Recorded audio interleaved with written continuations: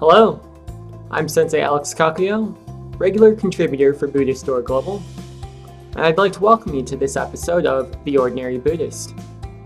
The title of today's talk is Small Acts Make a Big Difference. But before we get into that, please subscribe and hit the notification bell. That way you'll be notified when I post talks in the future. And if you wouldn't mind hitting the like button, that'd be great too.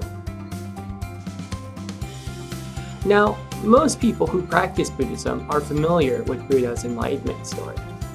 They understand that he left the palace, that he practiced asceticism for 6 years, that he sat under the Bodhi tree, and after having a Dharma combat, if you will, with Mara, the god of desire and lies, he realized enlightenment after seeing the morning star rise over the horizon. But oftentimes, people aren't aware about what happened right before that moment. You see, during the 6 years that Buddha was practicing asceticism, he stopped eating. In fact, the stories say that he got so skinny that he could poke his belly button and feel his spine. Eventually, he was so unhealthy and exhausted from hunger that he fell over in a river and almost drowned, so weak that he was unable to pull himself from the water. At this moment, a milkmaid named Sujata happened to walk by. In a moment of infinite compassion, she pulled Buddha from the river and gave him some rice milk to eat. She came back every day and she spoke with him and gave him food until he regained his strength. And it was then that he sat under the Bodhi tree and realized enlightenment. This is important because in this Saha world that we live in, it can often seem overwhelming. There's so much pain, there's so much suffering that what can one individual do to save all sentient beings? And Sujata's example is proof that one small act can make a world of difference. She didn't do anything extraordinary.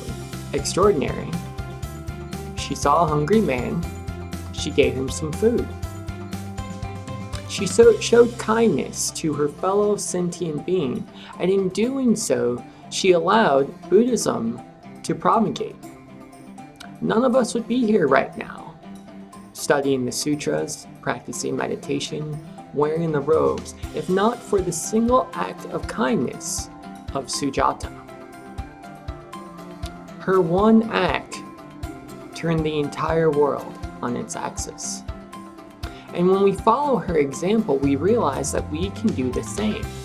Small acts of kindness throughout our day, whether it's a hello to a stranger, whether it's holding the door for someone coming behind us, helping a neighbor with a package, calling a friend or relative to see how they're doing, may seem insignificant on its own.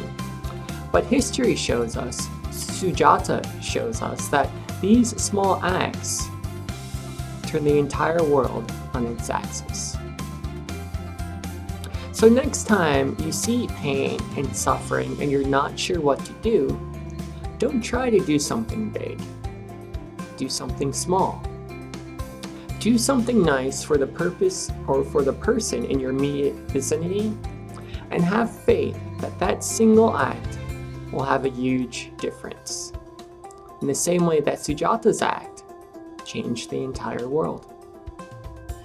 Amitabha.